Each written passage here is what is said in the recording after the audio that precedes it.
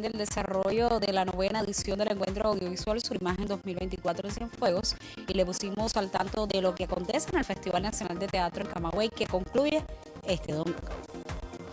Gracias por acompañarnos durante toda la semana. Nosotros, por supuesto, regresaremos el lunes para contarles sobre el acontecer del arte y la literatura en Cuba y el mundo. Entonces me despido, como siempre, con un saludo desde La Habana y les deseo que tenga un excelente fin de semana.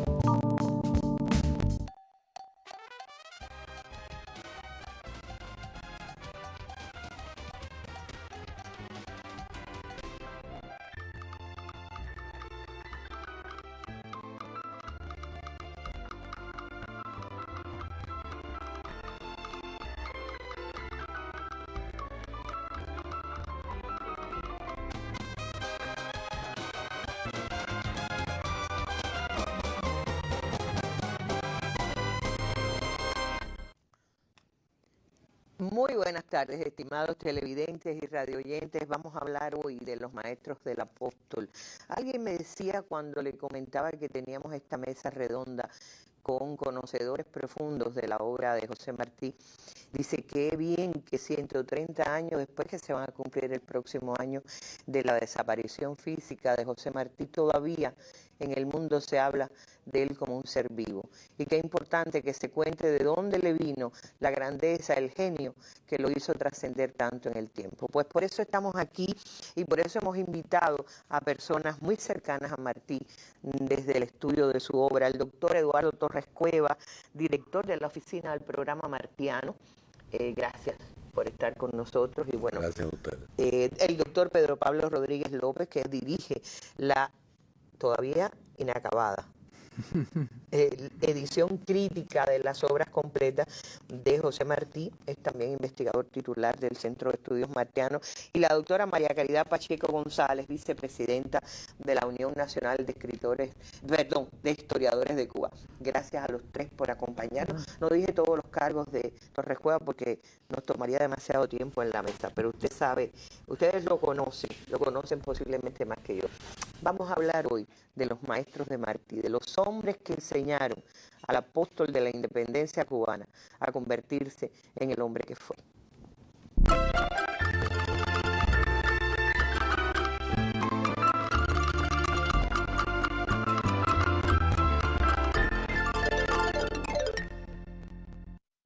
Empecemos con Torres Cuevas y hablemos de la época.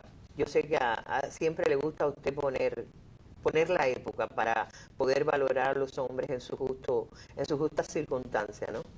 Entonces, esta época en la educación de José Martí, el niño que empieza a estudiar, que se convierte luego en un niño destacado, pero un adolescente distinguido dentro de sus escuelas, es responsabilidad de los maestros que tiene. A veces se habla solo de Rafael María de Mendive como si hubiera tenido un solo maestro. Cuéntenos un poquito. Bueno, vamos a, ante todo, agradecerle profundamente esta invitación, agradecerle a los televidentes, a los colegas, a los que participan en este momento. Bueno, hablar de los maestros de Martí es algo complicado, porque por la palabra maestro yo entiendo algo más que el que estuvo en un aula y le dio un conocimiento de aula. Martí recibió una educación de maestros que incluso no conoció, porque ya estaban muertos, ya habían fallecido. Podemos poner el caso de Félix Varela. Félix Varela muere justamente un mes casi después del nacimiento de Martí. Martí nace el 28 de enero y Varela muere en febrero. Ahora, lo interesante de toda esta historia... Cuando usted dice eso es porque sus maestros bebían del pensamiento de porque hay una evolución en la cual quedan vivos y permanentes ideas, métodos. Cuba crece en la medida de lo que van aportando todos estos maestros del pensamiento cubano. Si hablamos de Mendive, nuestra compañera Caridad después hablará de los que fueron más directamente maestros de aula, de vida directa de Martí.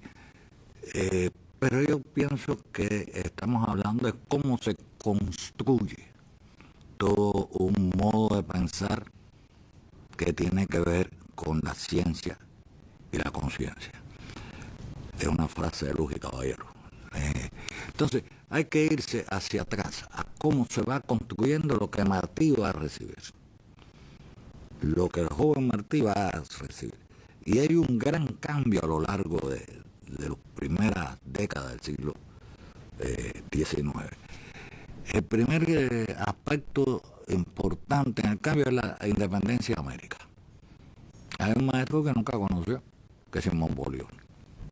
Es decir, Bolívar forma parte de ese universo de ideas, de sentimiento y de espiritualidad que va a tener José Martí. Pero en ese mismo proceso en Cuba hay un maestro que crea un pensamiento propio, que es Félix Varela y Morales. Respecto a la pedagogía. A la pedagogía, a las ciencias, a todas las expresiones del conocer y del sentir. Las cartas al Pidio de Varela es una andanada ética y moral que va a quedar en lo profundo del pensamiento cubano. Van a sentirse parte de ese pensamiento en la medida que Varela lo... Y eso está en la raíz de todo el pensamiento cubano hasta la revolución. Es decir, son elementos que están ahí diciendo qué somos, qué sentimos, cómo debemos ser, etc. Pero no, esa es la parte... Las lecciones de filosofía de Félix Varela tienen 4 tomos. El tomo 1 es metafísica y lógica.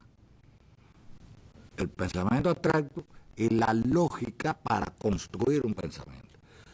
Pero los 3 tomos siguientes son de física. Y muchas veces parece ser como de que no. En el momento, en aquella época, filosofía implica metafísica y física. Y él es que inicia la enseñanza de la física con instrumentos. Todo esto va creando un universo de pensar sobre la base de una idea que después la va a repetir Luis Caballero, que es todas las escuelas y ninguna escuela. Es ahí la escuela. Es decir, para tener nosotros un pensamiento propio, tener presente todas las formas de pensamiento para crear un pensamiento propio. Varela lo dice en otros términos, no adherirse con pertinacia a nada. Es decir, ser capaz de pensar. Bueno, ahí nace un núcleo de hombres que van a ser entre los años fundamentalmente 40 y 50, época en que están haciendo Martí. Van a hacer la primera, va a ser la primera generación que va a construir un universo creativo intelectual cubano. ¿Por qué?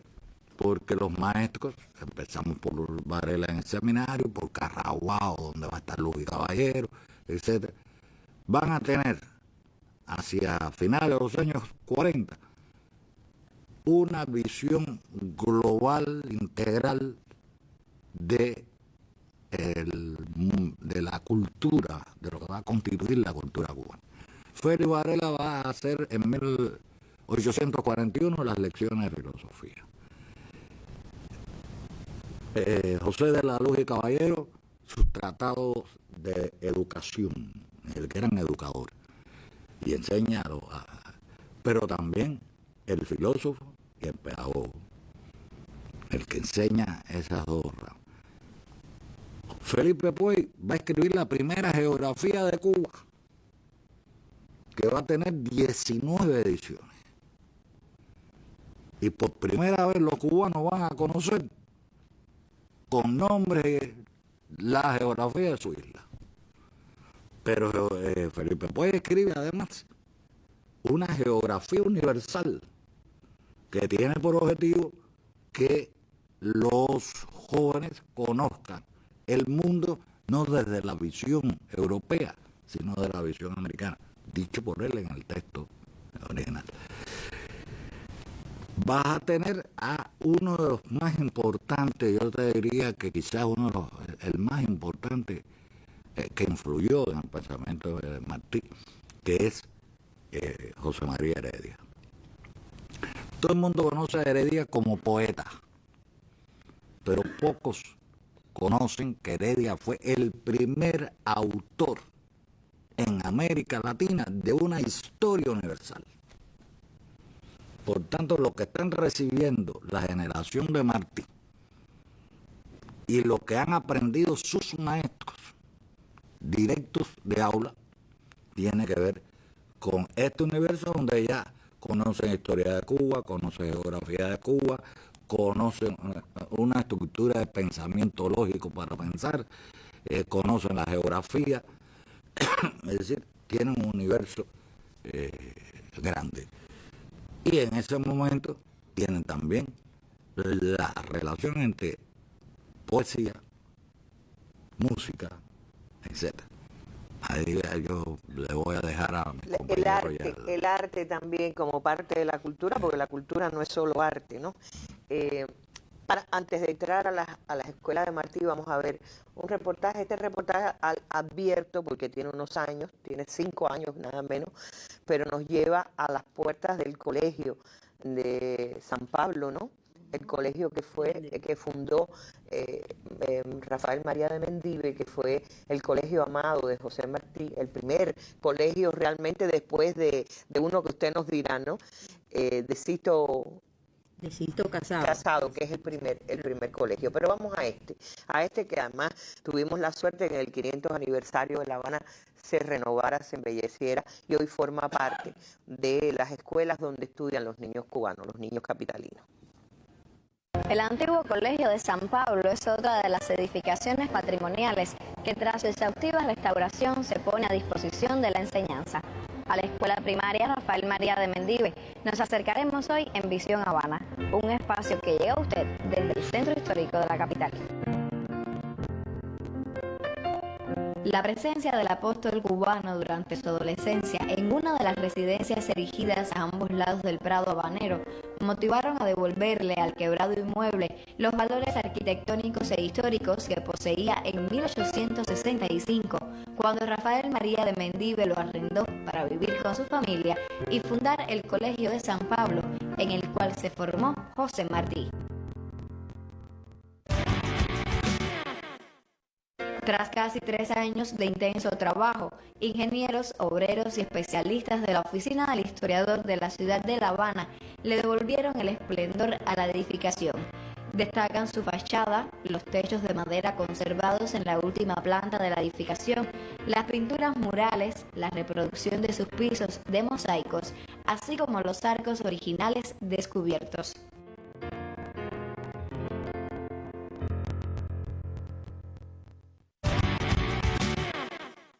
Entre estas paredes surgió la fraternal relación entre el apóstol y Mendive. Educar, enseñar y aprender en el mismo lugar donde una vez se formó José Martí servirá de inspiración a las futuras generaciones de maestros y alumnos que coexistan en este centro educacional. Así lo ha plasmado el arte al interior de esta escuela. La imagen que da la bienvenida al centro, realizada por el escultor José Villa Soberón, recrea el respeto y la admiración que sentía José Martí hacia su maestro Mendive. También un hermoso vitral diseñado por el artista Ernesto Rancaño alude a lo más significativo de nuestra nación y del pensamiento martiano. Como el aula museo, destinada a los alumnos de sexto grado y diseñada a semejanza de los colegios del siglo XIX, cada espacio de esta escuela recuerda a Martí y acerca a los pinos nuevos a su vida e ideario, imprescindible en la formación del hombre nuevo. Los alumnos de la enseñanza primaria que en el otrora Colegio San Pablo cursen su educación primaria recordarán por siempre una escuela maravillosa dotada de todo lo necesario para trazar los verdaderos senderos hacia la sabiduría. Bueno, doctora, aclarábamos que no es la primera escuela de Martí.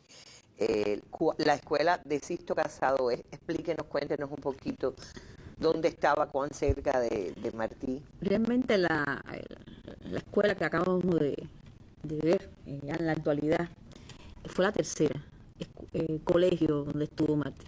Hubo un primer colegio en el barrio de Santa Clara que a Martí siempre recordó, pero por los maltratos que recibió allí de sus maestros, ¿no? Incluso hay un testimonio de esto de Fermín Valdés Domínguez. Pero realmente el segundo colegio fue el San Anacleto, que lamentablemente muchas veces no se menciona cuando se habla de Martí y de su formación en esos primeros años que yo pienso que son decisivos en la personalidad de un hombre que llegó, como aquí se ha dicho, a ser un paradigma de maestro, de revolucionario. Y hay una realidad, y es que a veces no tratamos con justicia a muchas personalidades que tuvieron que ver justamente con esa formación en Martí. Y uno de ellos fue indiscutiblemente Rafael Sisto Casado y García Alayeto, que además fue un hombre de una gran cultura, un hombre que incluso estudió en el seminario de San Carlos y San Ambrosio, aquel donde estuvo Félix Varela. Él tuvo que interrumpir sus estudios, después empezó sus estudios de filosofía y de medicina, pero evidentemente su vocación, su verdadera vocación era enseñar, y por eso opta en definitiva por graduarse de maestro de primaria elemental. Y justamente después de haber hecho el bachillerato, que era bachiller, asume la dirección del Colegio San Anacleto. Ese colegio no lo funda él, lo funda un venezolano en 1845, un venezolano que llega a Cuba con 13 años, o sea, prácticamente nació en Venezuela, pero realmente era un cubano, ¿no? Que además incluso introduce muchas modificaciones y transformaciones en el plan de estudio de ese plantel. Él asume, y quiero aclararlo, este cargo de director del colegio cuando apenas tenía 23 años. 23 años nada más. Y ya él tenía muy claro las ideas, el programa que debía asumir.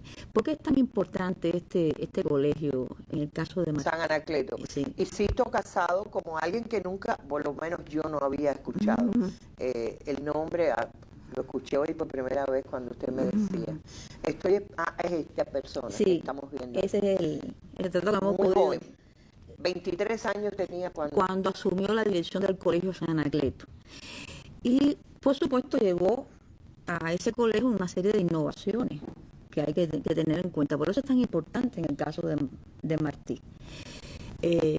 ¿Cómo era este colegio? Este colegio tenía laboratorios en distintas materias. Era de los pocos colegios que podía tener una biblioteca con más de 850 títulos de autores cubanos y extranjeros. ¿Pero quiénes eran los autores cubanos? Voy a mencionar nada más que algunos. Félix Varela, José de la Luz y Caballero, Sagarra, los hermanos Guiteras, Cirilo Villaverde. Fíjense los nombres que he mencionado. Y por supuesto estaban los libros también del director, por supuesto, porque fue un hombre, realmente, yo siempre digo que yo no me explico cómo un hombre que tenía familia, por supuesto, que tenía que trabajar como docente, además administrar un colegio, tuvo tiempo de escribir 13 libros de distintas materias además, para sus alumnos, y no solamente para sus alumnos, sino para todos los centros docentes de aquella época. Realmente fue un hombre extraordinario en el plano de la organización del colegio. Allí se daba clases de dibujo lineal, de pintura al óleo, de música, hasta de baile. O sea, era una educación muy completa en todos los sentidos. A veces uno piensa, bueno, ¿de dónde le vendría a Martí la cultura enciclopédica? Sí, y sobre todo, porque además Martí se destacó además como crítico de arte, de las artes plásticas. Incluso fue alumno en época de estudiar en el Colegio San Pablo de la Escuela de Pintura y Escultura de San Alejandro, que en aquella época así se llamaba Escuela Profesional de Pintura y Escultura de La Habana, que estaba en la calle Dragones. Sí, no estaba donde está hoy. No, por supuesto, no estaba donde está. Hoy, incluso el lugar donde estaba, hay una secundaria básica urbana que se llama Sergio González, el Curita, en Centro Habana. Qué bien. Y entonces, yo pienso que realmente... ¿Y del Colegio San Anacleto quedan huellas en La Habana? Bueno, realmente el colegio como tal se demolió. No existe, No existe. la edificación. El espacio sí, por supuesto, porque estaba en San Nicolás, entre René y Estrella. Incluso Martí, estudiando en ese colegio, pudo ver el paso del cortejo fúnebre de José de la Luz y Caballero, que pasó por la calle Velascoaín, muy cerca de allí. Entonces, este es un colegio además donde la mayoría de los profesores, de los maestros eran cubanos, solamente había un español y un latinoamericano. Y por otra parte, había todo un complemento en el tratamiento de los alumnos, por ejemplo, aquellos que ganaban por sus cualidades, por sus notas en clase y demás, se les daba libros, se les otorgaba libros. Y ahí está el famoso retrato, que fue el primer retrato conocido de Martí, con su medalla por su aplicación y conducta en ese Es colegio. obtenida en San Anacleto, no es de San Pablo. No. Porque a veces cuando se habla de él como alumno de José María Mendive, pero Sí. José María Mendive ya un nivel superior. Sí, ya es- ¿Qué grados él hace en San Anacleto? Ahí él estudia el nivel primario. Inclusive, a pesar de que tuvo ausencias bastante prolongadas, cuando estuvo en La Habana, acompañado a su padre, Sí. que era capitán juez pedáneo, y después estuvo en Honduras Británica, actualmente Belice, y que también tuvo un tiempo allí.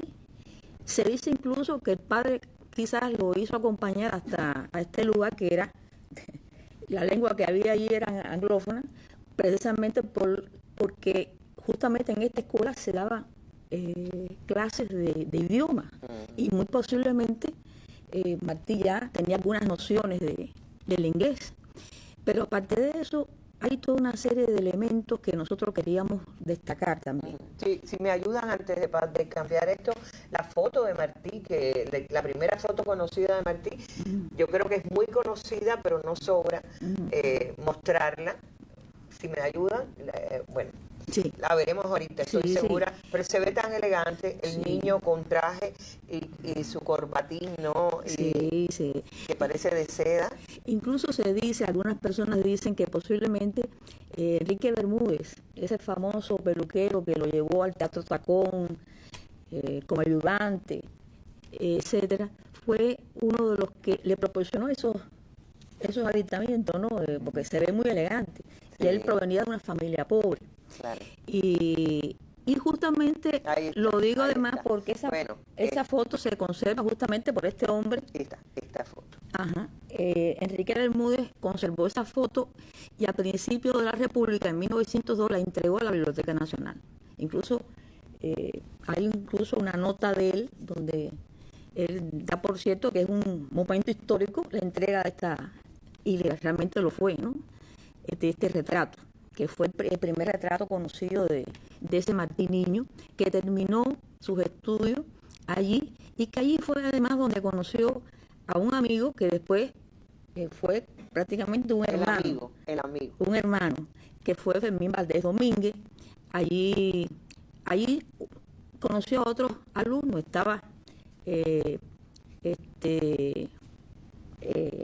uno de los estudiantes de medicina fusilado, Anacleto Bermúdez González de Piñera, que después en el 27 de noviembre del 71 fue uno de los encartados en aquel proceso injusto, ¿no? Y que fue además su amigo. Y estaba el apóstata, usted me decía.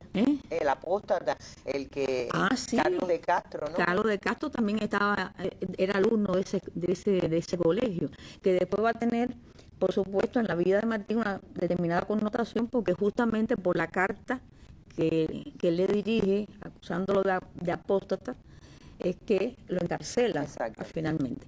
Pero he dicho todo esto, y sobre todo hablo del maestro y de sus libros, que además tuvieron también una connotación ya en la República, porque 32 años después de su muerte, que además fue un hombre que murió joven, no llegó a cumplir los 36 años de vida, y esos libros en plena ocupación norteamericana, que se sabe que incluso la ocupación también se involucró en todo el tema del programa y de la política educacional del país, se estaba buscando libros que, además de tener un nivel científico, también pudieran aportar un sentimiento nacional y que fueran libros de cubanos.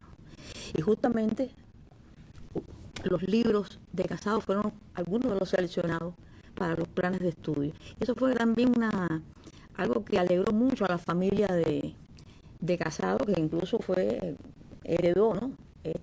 Los hijos de Casado, tuvo 4 hijos, fueron también maestros, y heredaron, ¿no?, el colegio de San Anacleto. Y usted decía que tenían una dedicatoria a todos.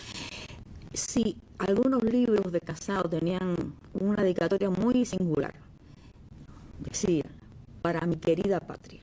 Y esa patria en mayúscula. Como la escribimos todavía. Por lo menos yo aprendí a escribirla en mayúscula siempre. Siempre. Y entonces esta es la historia que precede a Mendive. Exactamente. O sea, el niño que... Ahora, usted decía, Sisto Casado es el director de la escuela, sí, pero ahí hay otros maestros memorables de Martí. Por supuesto, por supuesto. Yo quiero, por ejemplo, indicar uno, por la significación que tiene en otro orden.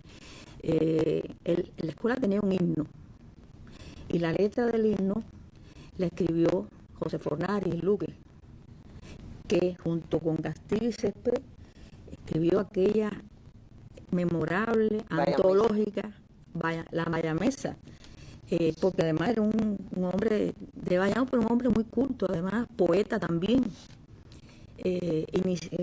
innovador también dentro de la poesía, y daba gramática. Fornari daba clase en San Anacleto. Exactamente.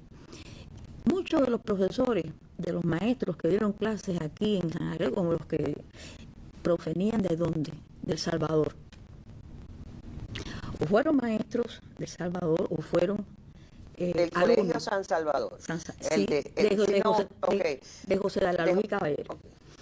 Y entonces yo pienso que todo eso ayudó a formar a Martí. O sea, que fíjense que Martí, cuando llega a San Pablo en 1865, ya a poco tiempo empieza a traducir del inglés a Shakespeare y a Lord Byron. Es decir, que ya él viene con una formación de idiomas, con una formación de traducción, que por supuesto Mendive la va a desarrollar, porque Mendive también es uno de los grandes educadores de ese siglo. Él, como Casado, fueron miembros de la Real Sociedad Económica de Amigos del País, donde se reunían los más ilustrados de la sociedad cubana. Y Mendive fue un hombre, además, con una perspicacia, con una, una proyección como educador que yo digo muy destacada. Más allá de la escuela incluso. Exactamente. Por eso tiene tanta influencia, no solamente en Martí, sino también, porque no podemos olvidar que Fermín también fue alumno de él, como otros, que también después fueron inclusive hombres de la cultura de principios del siglo XX. Yo pienso que Mendívil, en primer lugar, tiene esa connotación porque como educador ha tenido la posibilidad en su medio de lograr aunar a una serie de, fíjense que en el colegio de habían 11 intelectuales de primer nivel que eran profesores, y incluyendo a él. Claro. El propio Martí decía que le daba unas clases de historia extraordinarias, que fíjense que todavía él las recordaba, ¿no?, al cabo del tiempo. Y era un hombre además con determinadas características. Yo te voy a decir, él llegó a la dirección de ese colegio por examen de oposición. Y en ese examen de oposición, incluso habían otros maestros que optaron por ese cargo, ¿no? Él obtuvo con sobresaliente, o sea, fue un hombre. Después de eso, muchos funcionarios y maestros que participaron en ese ejercicio empezaron a decir que él no podía ser director de la escuela, o no podía hacer un trabajo realmente eficiente como director porque era poeta. O sea, un poeta no podía ser un buen director de escuela. Y él demostró serlo. Tan es así que en la inauguración, vamos a decir, de la escuela, era costumbre, ¿no?, que el director diera un discurso. Él dio ese discurso. Te voy a decir de una forma muy sintética algunas ideas de las que él dijo. Digo que la verdad y la justicia eran cuestiones fundamentales que debían practicarse. Que en la escuela se tenía que dar posibilidades de estudio a los niños de las clases más necesitadas, porque merecían más que nadie la simpatía del colegio. Y decía además que las clases tenían que tener un carácter práctico, o sea, que el alumno que saliera de allí pudiera ejercer oficios y tareas prácticas. O sea, realmente estaba por una educación científica muy a tono con la época en que se estaba viviendo. Ese discurso no le cayó muy bien a las autoridades que estaban allí presentes, incluso hubo un debate en medio de aquella situación, pero eso nos da la idea del tipo de educador que era. Incluso en la matrícula de la escuela solamente se exigía dos cosas: el certificado de vacunación y la constancia de nacimiento, pero no se pedía la limpieza de sangre, que siempre era. En otras escuelas. En otras escuelas se exigía. E incluso eso era muy habitual, incluso hasta en la universidad se exigía. O sea, él cambió muchas cosas. Y en el reglamento se decía, los profesores, o sea, el reglamento que él mismo redactó, los profesores, los maestros de San Pablo, deben guiarse en sus clases por el sistema y los métodos del director. Sí, además. Estaba obviando lo que tú sabes que prevalecía. Indiscutiblemente por eso, incluso llega a hacer esto, porque el San Pablo es prácticamente una derivación de la escuela primaria superior para varones, de la cual él fue director. O sea, ¿qué pasa? Que empezaron a no pagarle al director y tuvo que crear una escuela privada justamente en Prado 88, en ese lugar donde acabamos de ver. Y allí se hacían tertulias. El propio Martí planteaba en un discurso que pronunció en Venezuela cómo de niño él en esa escuela podía conocer los periódicos que entraban clandestinos de la América recién emancipada. En fin, era una escuela en todos los sentidos. Era una escuela de patriotismo, era una escuela donde se enseñaba la ciencia, se enseñaba Imagínense ustedes, Martí, en medio de aquel círculo de hombres, de letras, de poetas, de grandes intelectuales que iban a esas tertulias y que discutían de todo tipo de temas, de política, de economía, del futuro de la juventud. Eso para mí es algo que a veces yo me imagino cómo pudo Martí incluso beber de todo aquella ambiente. Exacto. Bueno, aquí está la semblanza que hace Martí de su maestro, una larga semblanza, una conmovedora en semblanza, y dice que contando lo que aprendió junto a Mendive, dice: o me daba a empeñar su reloj para prestarle 6 onzas a un poeta necesitado, y luego yo le llevé un reloj nuevo que le compramos los discípulos que le queríamos, y se lo di llorando.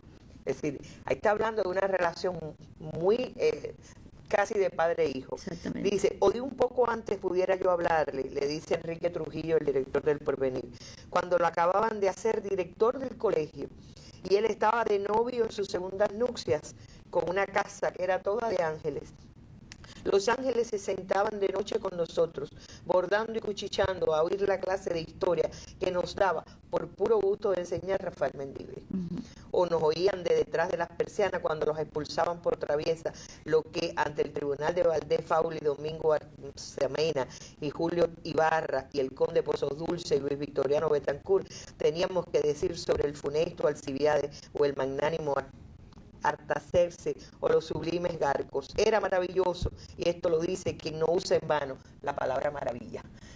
Así hablaba José Martí de su maestro, el que recordamos, el que más conocemos, pero hay muchos más, como decía el profesor Torres Cueva, tuvo maestros que ni siquiera conoció, pero que estaban en la base del conocimiento que se le impartía. Siga con nosotros.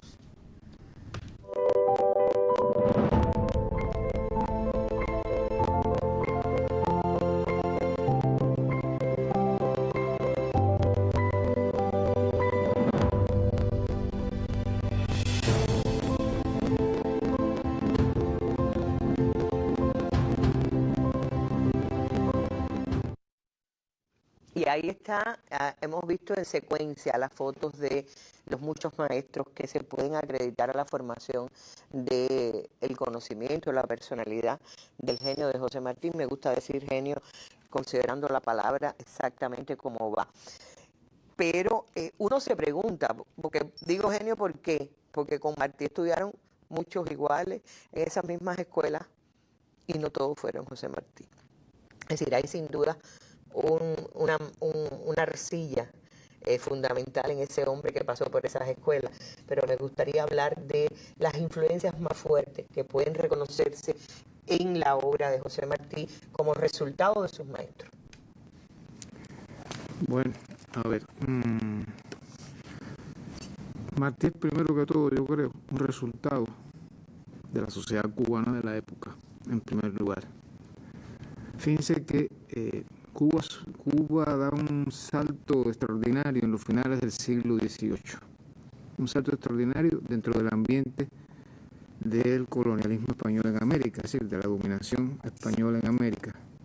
Y sin embargo, no es de los primeros países que afronta, mediante la lucha armada, la dominación española. Ahí jugaron varios factores esenciales. Quizás uno de los más significativos, esto es algo que debatimos los historiadores a cada rato, puede ser que esa burguesía cubana que se empieza a enriquecer en los finales del siglo XVIII con la apertura a mercados y la posibilidad de ir convirtiendo el azúcar y el café en puntos de ingreso importantes para el país, pues llegó a un cierto convenio, vamos a decirlo así, con la corona española. Ese convenio se empieza a romper ya en el siglo XIX, prácticamente desde sus inicios. Entre otros factores también por las propias divisiones dentro de España, porque también en España la monarquía empieza a sufrir determinadas crisis. ¿Y qué sucederá?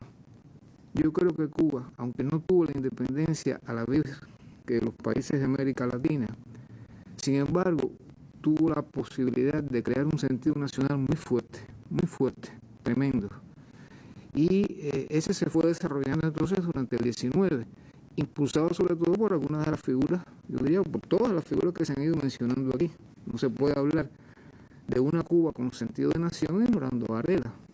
No se puede hablar de una Cuba de nación ignorando a toda esa pléyade de personalidades que fueron creando un mundo de pensamiento distinto, que ya no seguía los patrones de España, que eran patrones propios y que además a la vez estaban abiertos al mundo moderno, porque eran gente que se preocuparon por aprender lenguas extranjeras, por estar al tanto de las ideas que había en el mundo, y a lo cual contribuyó, a veces los historiadores se nos olvida que el pensamiento está asociado también con la realidad.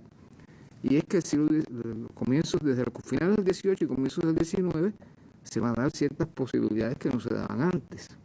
Y es que se acorta la distancia entre América y Europa. Con el vapor. Con la máquina de vapor y el barco que se mueve a vapor. Por tanto, las ideas de allá llegan acá, pero las ideas de acá también pueden pasar para allá, cosa que a veces se nos pasa. Cuando Juan Gualberto Gómez, el hijo de unos esclavos, fue a estudiar a París, se encontró libros de Varela, textos de Varela, del Habanero, en París. Entonces, ¿y quiénes fueron aquellos? No lo sabemos. ¿Cómo fueron a parar ahí? ¿Quién los llevó? Tiene que haber sido algún cubano, o no sé qué francés pasó por aquí y de pronto se interesó por aquella gente.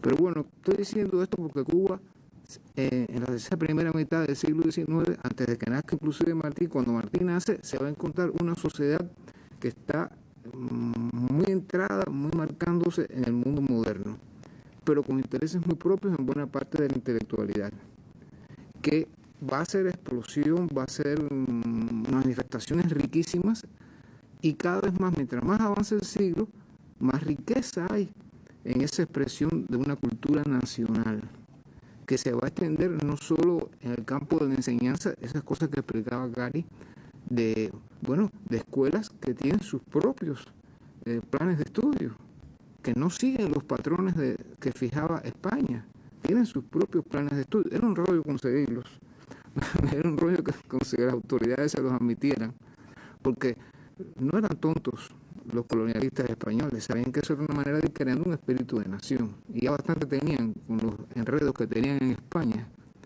que por un lado estaban las distintas regiones de España también buscando hasta tener lenguas distintas y demás. El 19 fue muy complicado en la historia española, y de hecho, de algún modo, la nación cubana pudo aprovechar, en cierto sentido, yo diría, esos grandes problemas que llevaron inclusive a guerras internas en la propia España. El 19 fue la primera parte del 19 fue una época de guerras constantes en España entre los distintos factores de la nación española.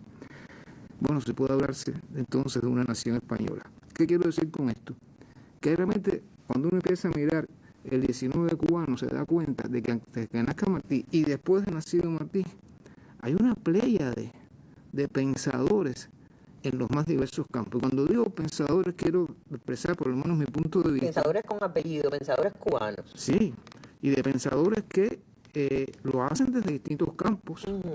Puede ser el terreno de la filosofía, puede ser el terreno de la economía, puede ser la creación literaria, puede ser la poesía, pueden ser novelas, pueden ser piezas de teatro, pero puede ser también química, puede ser también física, puede ser también biología. ¿Por cómo se crea una academia de ciencias cubana en esa época? Es una cosa avanzadísima. No la había en todas las regiones de España, no las había. ¿Cómo es posible que manifestaciones de la pintura cubana vayan alcanzando tal alcance que ya después de los años 60 y 70 hay pintores cubanos que son conocidos fuera de Cuba y apreciados fuera de Cuba? ¿Cómo puede ser que músicos cubanos paseen, y uno de ellos negro, Brindis de Sala, por los grandes teatros europeos? Y cuando digo negro, es que era un problema para un negro poder llegar a esos lugares. Y poder llegar a aprender. White, la bella cubana de White, la escribe en París y es un negro. Claro. Entonces, son detalles, eso que tú estás destacando, es muy importante. Claro. Entonces, mira, yo fui haciendo una listica de personas. No las voy a leer todas porque es inacabable.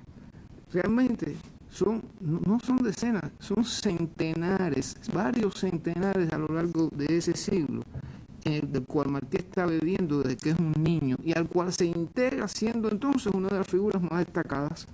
Por eso en su madurez intelectual Martí escribe de casi todas esas personas. Y por eso Martí puede tener una mirada tan singular y tan certera sobre hombres como los grandes libertadores de América. Los tres héroes, Bolívar, San Martín y el mexicano. Entonces, yo creo que confluyen todos estos factores para quien indudablemente tiene condiciones propias para poder reunir todo este acervo de saberes, de miradas, de pensamiento y convertir el patriotismo en algo muy sólido, no solamente un sentimiento, que lo es. Sí, pero porque hay Martí es un hombre de sentimientos. un componente universal también. Claro. Porque Martí tiene yo decía, un conocimiento enciclopédico, es lo que demuestra, conocimiento de la nube al polvo, ¿no? Del polvo a la nube. Pero es un conocimiento que, reconociendo la raíz que es nuestra, dice que el árbol, ¿no? El árbol universal, ¿no? Que alimenta a la nacionalidad cubana. Mira, a veces cuando doy clases, hay alumnos que me preguntan, ¿Martí sabía de todo? Y yo les digo, sí. Puedes decir tranquilamente que prácticamente sabía de todo, porque yo mismo a cada rato descubro aspectos de sabiduría martiana, en cosas que no me había dado cuenta, porque, oígame, tener en la cabeza toda la obra de Martí es imposible. Y entonces pronto yo he descubierto que Martí estaba encontrando la expansión norteamericana en el Pacífico, en la Filipinas, el interés norteamericano por las Filipinas, el interés norteamericano por Hawái. ¿Cómo es eso que Martí logra explicarle a los niños el problema de Indochina, de Vietnam? Que parecía que había ido a Vietnam. Planta pareciera, y que está objetando a uno de las grandes potencias europeas de la época, que era Francia, pero que al mismo tiempo era una potencia cultural que influía muchísimo en el mundo entonces. Y que de alguna manera Martí aprovechó, no quiere decir que Martí, porque negara los imperialismos de su tiempo, no solo de los Estados Unidos, también a las potencias europeas, a la Gran Bretaña, a Francia, España, a la propia Italia, a Alemania, que ya empezaba a hacer sus primeros pasos en ese sentido, y se estaban repartiendo África, que se la repartieron en Berlín así tranquilamente, y por eso las fronteras africanas son tan fáciles de reconocer, porque pasan por los meridianos, en muchos casos por los meridianos y ¿cómo se llama la otra? La otra línea. Los paralelos. Que, por cierto, hacen muy fácil aprender geografía, porque mirando las meridianos y los paralelos no viene un mapa en un 2x3. Bueno, ¿qué quiero decir con esto? Que realmente Martí es un hombre que, por supuesto, tiene una condición propia que lo favorece mucho. Es un hombre de un interés múltiple. Bueno, pues sabía de Buda. Sabía de los antiguos iranios en uno de sus discursos ese que nunca llegó a pronunciar aquí en La Habana cuando estaba. Habla de los guerreros alados de oro. Y eso resulta que es un mito de la antigua cultura irania, de la antigua cultura persa. ¿De dónde lo sacó? No lo sé. Llevo años tratando de averiguarlo y no he podido averiguarlo. Y me leí, bueno, una amiga que sabe francés me leyó El Avesta, el libro sagrado del antiguo Irán. Me buscó cosas ahí en francés. Me dijo, lo sacó de aquí. Bueno, entonces leyó La Avesta. Parece que leyó La Avesta. Y entonces uno se da cuenta de que fue un hombre que recibió un impulso tal de abrirse al mundo, de tratar de entender las más diversas culturas y de, sobre todo, basarse en la suya, en la cubana, para entender los problemas de su país, pero también los problemas del mundo y poder hacer una confluencia entre ambos. Que ahí donde uno dice, realmente fue un hombre excepcional. Pocas personas, yo diría, en su época lograron alcanzar tal nivel de, digamos, de moverse en tantos campos con un sentido paralelo y sin dejar de abandonar su patria. Un hombre universal. De todas maneras, sin dejar a un lado su patria. Ese es el centro. Le escuché a Pedro Pablo una frase que digo, bueno, la entendí porque la explicó allí, pero me gustaría que lo reiterara aquí en la mesa, que es, Martí nunca estuvo fuera de Cuba. Un hombre que vivió la mayor parte de su vida fuera de Cuba. Es verdad. A ver, desde que llega a los Estados Unidos, vamos a pasar por arriba de España. ¿Cuántos años pasó en Estados Unidos? Yo diría que su madurez intelectual y política. Es decir, Martí se convierte en un político de primera línea en los Estados Unidos entre otras cosas porque está juzgando a los Estados Unidos, porque está conociendo a los Estados Unidos, porque le metió cabeza y estudio a la historia norteamericana más antigua, no solo la reciente, pero también porque está preocupado y estudiando la política norteamericana expansionista que se está conformando en ese momento, que ya se venía conformando desde la Guerra de México. Y es un hombre que está al tanto de cuanto pasa en el mundo. Nada humano le fue ajeno, se puede decirle eso. Exacto. Con respecto a Martí. Y entonces ese es el momento además en que hay un florecimiento total de la cultura en Cuba después que termina la Guerra de los 10 años. Y él parecía que iba a todo eso. Aquí es una listica de gente de las que habla después de los años 80. Félix Varela, Enrique José Barona, Sotero Figueroa, que era su amigo y el que sostenía Patria, Simón Bolívar. ¿Qué clase de conocedor de Simón Bolívar? ¿Qué clase de valoración de Simón Bolívar? Yo diría que en la época fueron pocos los venezolanos que pudieron alcanzar, a mi juicio, un nivel de comprensión tan elevada sobre lo que significaba Bolívar para Venezuela y para el continente. Y en esos momentos, ya desaparecido Bolívar, ya desaparecido el dominio español, Juan Fraga, Rafael Serra, Juan Gualberto Gómez.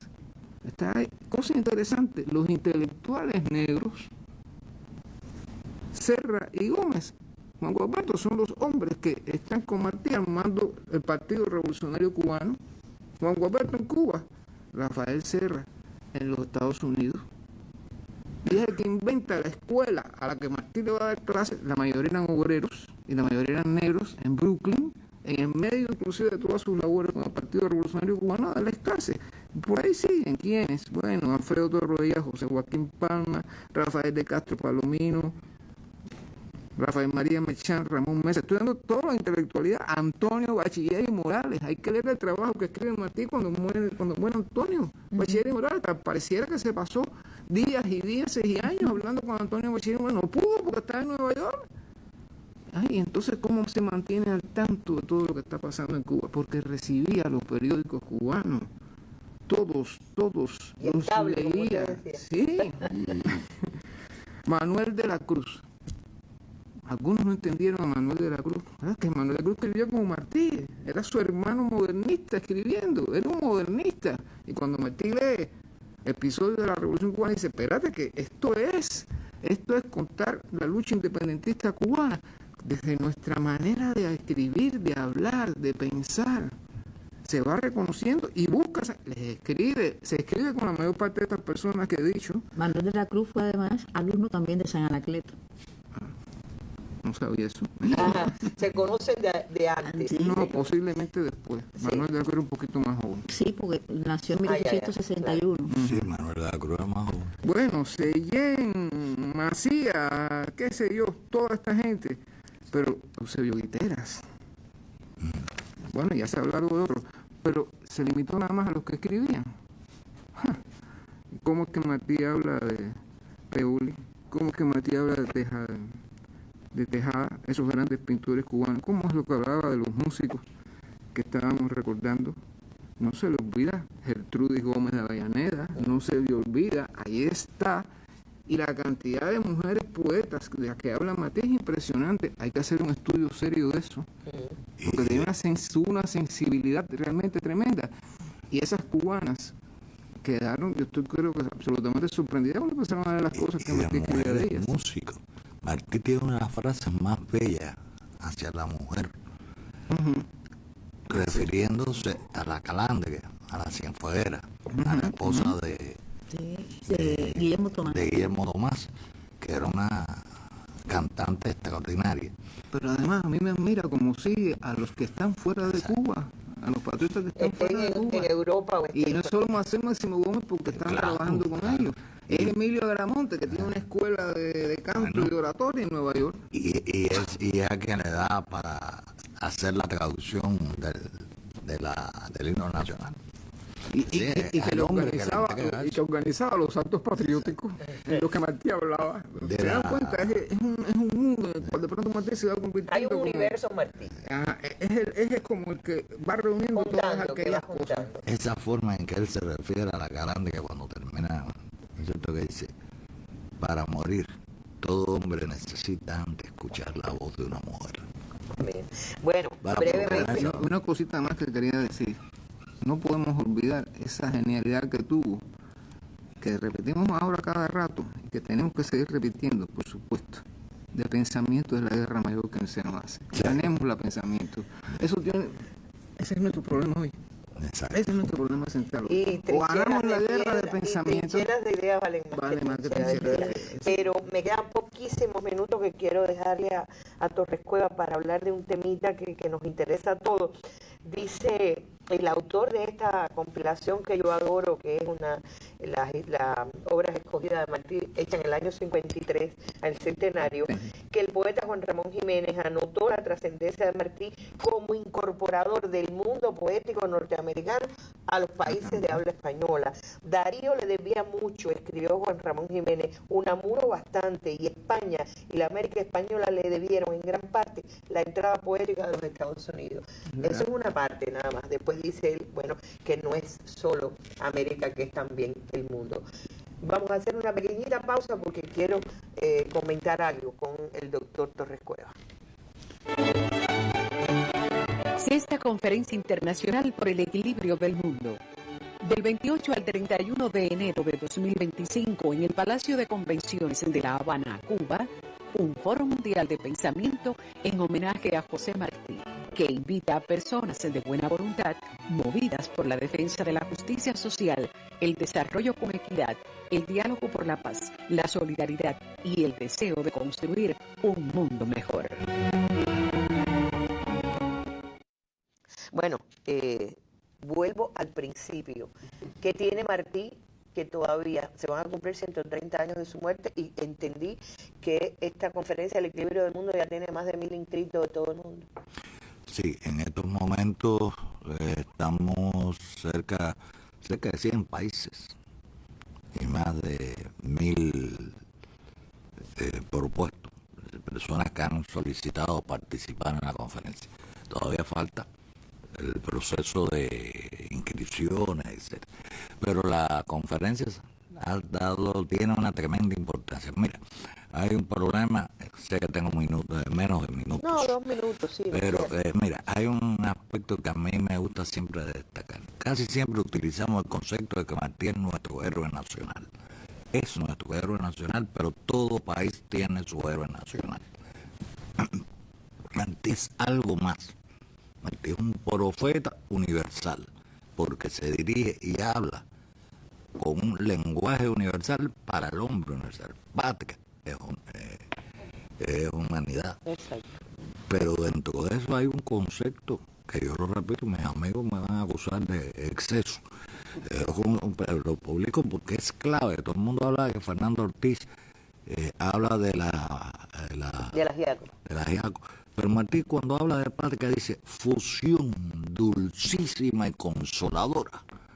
No unión, sino fusión. Claro. La unión, lo que unes lo puedes separar, pero lo que fusiona jamás. Exacto. Y función dulcísima y consoladora de amor y esperanza. Es todo un proyecto del hombre nuevo, al cual siempre hemos apelado, de la sociedad nueva. Y eso le da a Martí la condición de profeta. Es el que ve venir los males que vienen y los prevé. Y cuando sucede la guerra hispano-cubano-americana, que después Lenin va a llamar la primera guerra imperialista, Martí la ha previsto antes, la ha visto venir y ha visto venir también todo lo que podía suceder. Bueno, posteriormente. Rafael Stenger dice eso, no perteneció solo a Cuba, como se apresuró a decir Rubén Darío, sino a una raza, a un continente y más aún al porvenir. Es decir, no al continente. Termino con las imágenes del día. El presidente invitó a pioneros, a niños, vamos a decirle así, niños y adolescentes al Palacio de la Revolución, y esa imagen ha estado circulando. Hoy en la televisión se transmitirá su diálogo con ellos a propósito de la Convención por los Derechos del Niño. Con estas imágenes nos despedimos. Gracias a los tres, que siempre es un placer oírlos, y hasta un nuevo encuentro en la Mesa Redonda. Bienvenidos al Palacio de la Revolución, que es un palacio histórico. Aquí trabajó Fidel, han trabajado Raúl, Almeida, Ramiro, Celia Sánchez. Aquí se siente el primer ministro y aquí me siento yo. Lo A siento así. pesar de las cosas, me siento muy feliz de conocerlo, de tener amigos, de estar en una escuela y estar aquí para mí es como un gran orgullo. Hasta siento que voy a llorar. Yo de grande quiero ser actriz porque desde muy chiquita a mí me gusta mucho actuar. Por ejemplo, yo en el día de mañana quiero ser ingeniero mecánico. Yo estoy orgulloso verlo en la escuela más bonita que fui en la ULO. Se llama Solidaridad Panamá. Y no olvides jamás que desde este palacio se trabaja precisamente para eso, para garantizar todos los derechos a todos los niños de Cuba.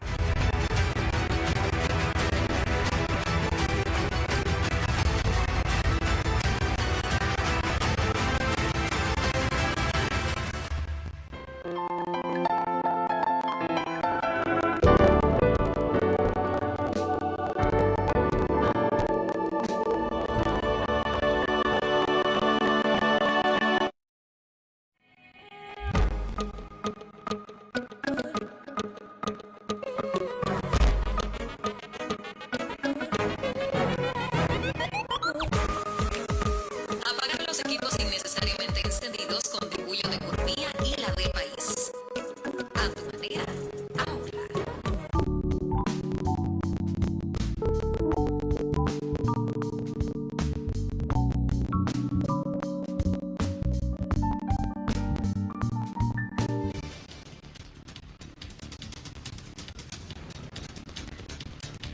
Le damos la bienvenida. Las labores de recuperación continúan en Artemisa tras el paso del huracán Rafael. Esteban Lazo Hernández chequeó las acciones para retomar la producción de alimentos. La CTC convoca para este sábado a una jornada nacional de trabajo voluntario. Las labores se realizarán en homenaje a Fidel y en apoyo a los territorios afectados por los recientes huracanes y sismos. Persisten los bombardeos de Israel a la población civil palestina. Los ataques se realizan pese a la orden de detención internacional emitida contra Netanyahu. Un cordial saludo. ¿Qué tal, Giselle? Buenas noches. Muy bien, muy buenas noches. Rey Gómez y Giselle Filiutelles les damos la bienvenida. Acompáñenos para que conozca lo más actualizado de nuestra agenda nacional e internacional. Usted lo sabe, ya son las 8. Comienza el estelar.